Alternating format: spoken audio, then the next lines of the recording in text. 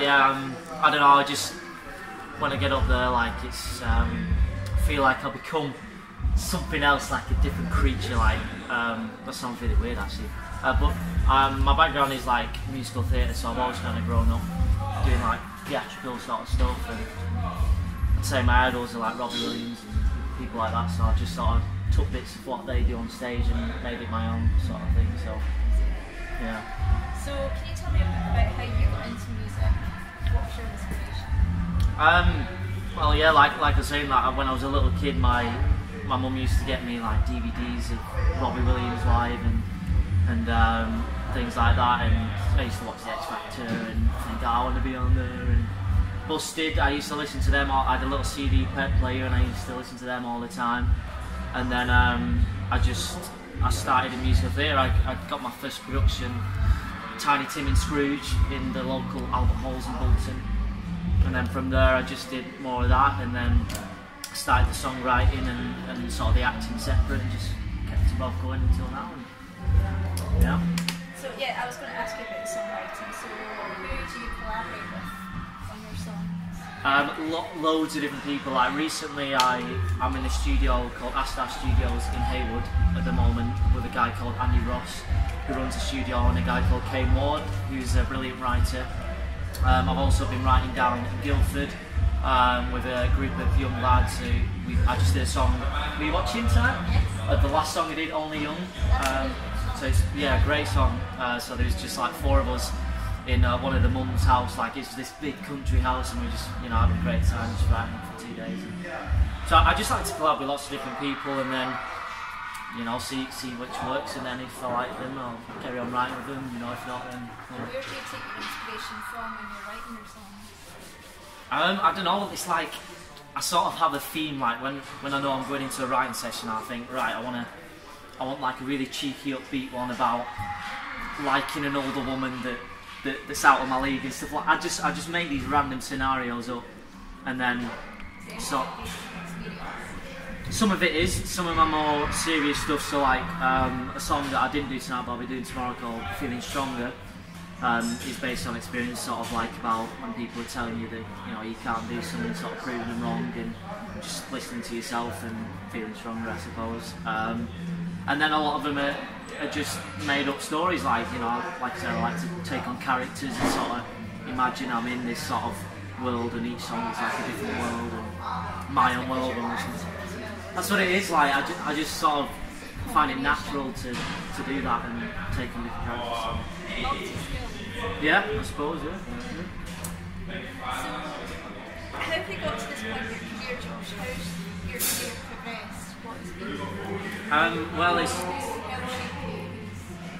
I suppose my dad, PT, shout out to the PT, he's you know, he's been a massive help.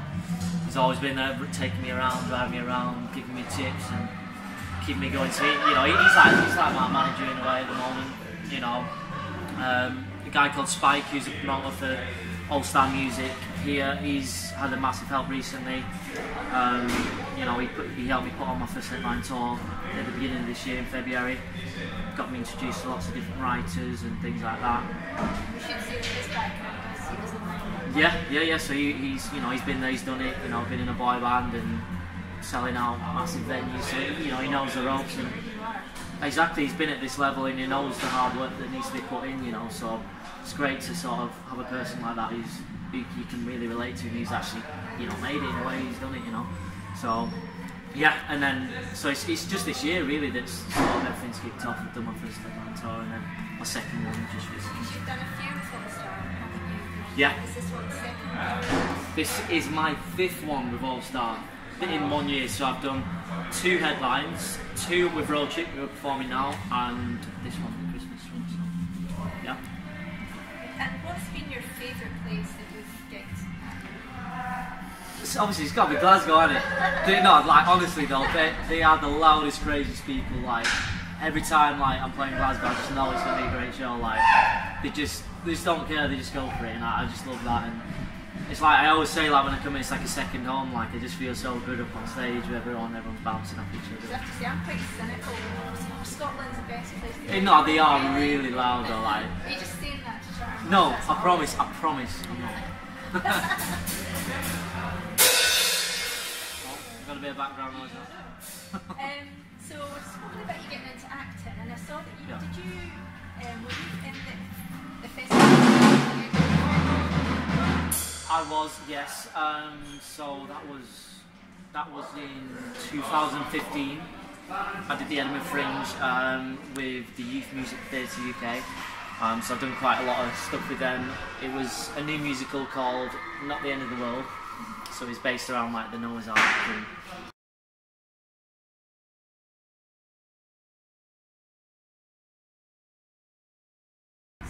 so here we are, nice to see you again. It feels like yesterday that we were talking. Yeah. Right, so we were talking about you were acting in the Edinburgh Festival Fringe.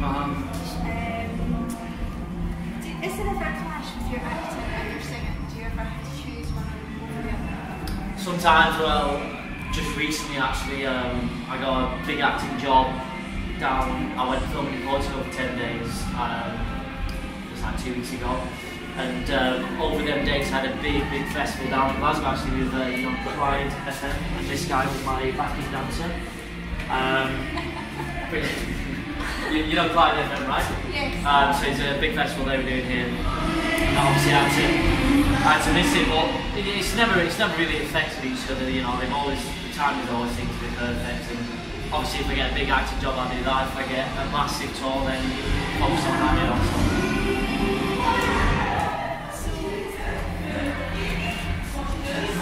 She seems to be doing really well as an independent artist. Why have you got to that? What are you doing right as an independent artist that's making your numbers like your social media so big and your songs so popular? Do you think you've done right? Hard work and determination. No, well yeah, I suppose, you know, I've just been going high, you know, I've done 6 tours altogether this year. I think that's one of the main things. I think you just got to keep getting out there, keep looking like you're busy and interacting with fans. Like I was saying to Katie when we were doing when we was doing an interview, you know, like I think, you know, the fans are so great that, you know, they come to all the gigs and they're always treating stuff. So if, you know, you give back and you know, you take an interest in them, then hopefully they'll stay for longer and they'll keep building and building. So I guess, you know, just keep pumping the fan base and, you know, hopefully next year I'll be doing 1,000 venues, then arena tour 2018, then 2020 I'm going to be doing the stadium tour worldwide. So I'll see you guys. Yeah, what was that? Aim high. What's that? You're aiming high. What's going to happen? Law of attraction. That's what I said. It has to be positive. Positive Definitely. attitude. Definitely. That's number one, positive. So, on the unsigned scene, who are your own favourite characters? Bronnie, who's on today, I really love Bronnie. She's awesome. Proper punk rock, you know. You don't. She's the first I've seen do that on this circuit. You know, like really good. There's a really good band from Glasgow called Single by Sunday. Are they similar? Right, cool. I have to check them out. So Single by Sunday. Single by Arts. Cool. You're struggling with my accent. I'm not. I love the Scottish accent. Single by Sunday, cool. Check them out because they're very similar to her. Sweet. Yeah, so I love her and Roger Cross and over Atlantic who was supporting me on my last tour, they were really cool as well. So some cool people coming. And just to finish off, what's next for Josh Taylor? Next for me is PT coming down the stairs and giving me a hoodie, I believe. No, next for me, I am going to be writing all of my next album, hopefully to release it later on in 2017. Do a big album release show, 1,000 people. That's the aim. And yeah, hopefully go from there, see where that leads, and then I'll be doing my arena tour. So I'll be there. yeah. Sweet. Thank you, Josh. Thank you. Thank you.